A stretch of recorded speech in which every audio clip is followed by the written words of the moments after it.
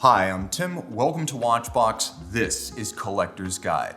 When watch enthusiasts talk about electric watches, typically they're talking about quartz or smartwatches, and that's when a lot of us start to tune out the discussion. But what if we're talking about electrifying watches for electrified workplaces? That's the Rolex Milgauss, and this is the Collector's Take. The story of the Rolex Milgauss begins in the 1950s. World War II had been won, but the Cold War was revving up. It was the era of big science, the combination of large-scale industry with huge government money.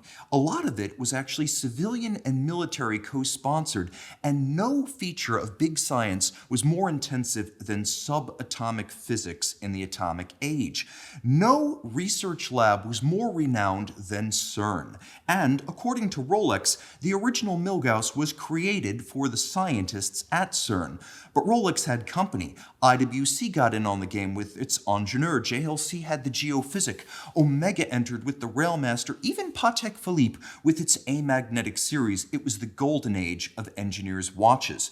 Originally, the Milgauss came in several different forms, the 6543, the 6541. We had rotating bezels, fixed bezels, waffle dials, lightning bolt seconds hands. We had flexible case backs, we had pregnant case backs, we had chapter rings, we had tritium. It was an era of flux, pun intended. Stability arrived with 1960s Milgauss 1019. With the exception of a non-radioactive CERN dial, there were very few evolutions of the 1019 until it was discontinued in 1988. Jump to 2007, and the Milgauss returns right in the height of the decade from hell. Now postmodernist with its orange lightning bolt seconds hand and its green-tinted crystal, it was the watch for both the scientist and the science enthusiast. This was reference 116400, and as we move forward, we see its black dial and white dial discontinued for 2014. That is when the Milgauss Z-Blue bowed.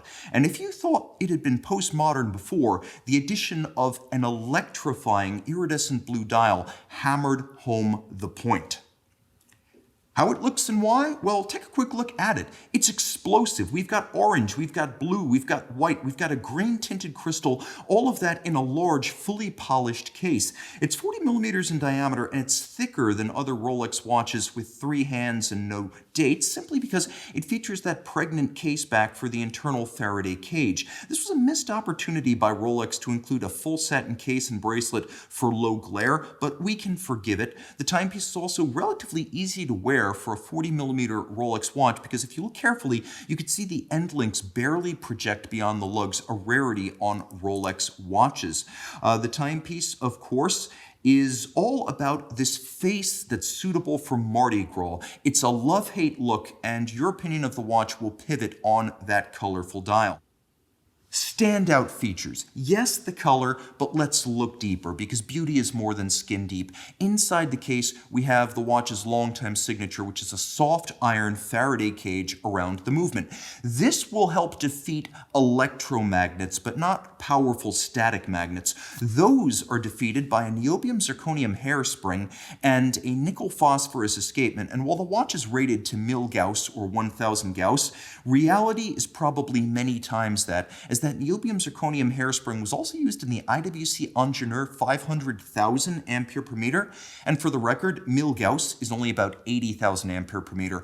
I think this thing under-promises and over-delivers. It's also highly shock resistant, 100 meters water resistant, 904L steel doesn't need to be rinsed after exposure to seawater. It has the EasyLink 5mm adjustment system in the clasp, plus 3 different divots to change the anchoring point of the bracelet in the clasp. You have many degrees of adjustability, and although not highly advertised, Rolex does note that its modern watches have a 10-year service interval, and I count that as perhaps the watch's best feature, other than perhaps its history, which is a feature in and of itself.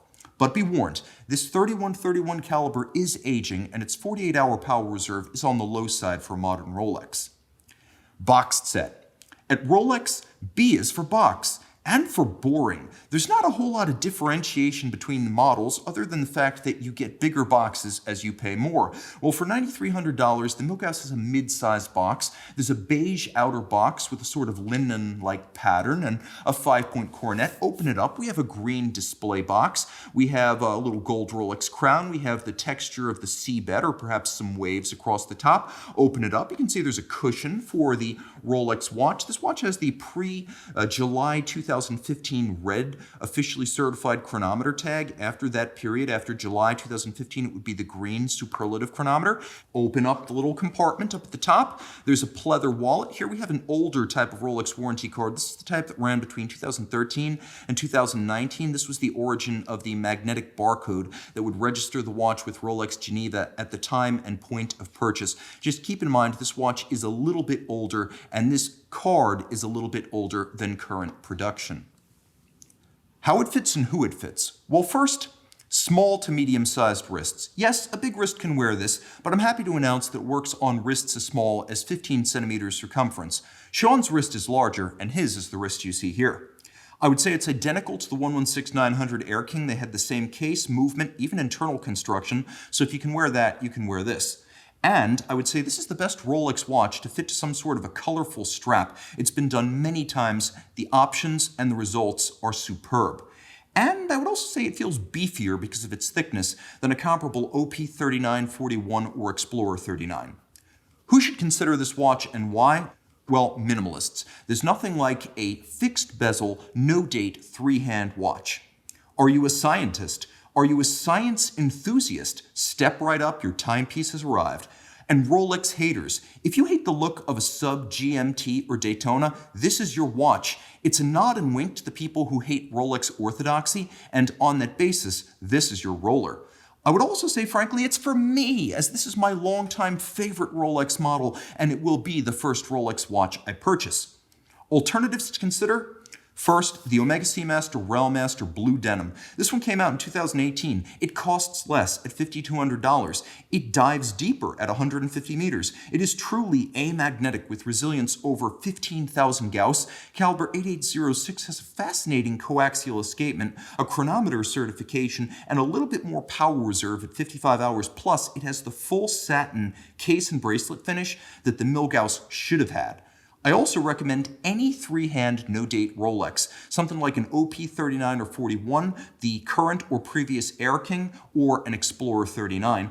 And if you want to spend way too much money on your anti-magnetic watch, get a Montre KF or Karsten Freysdorf 8 Tourbillon, shock-resistant, water-resistant, a marine chronometer for the wrist, and, in spite of being all those things, Milgauss or 1000 Gauss anti-magnetic.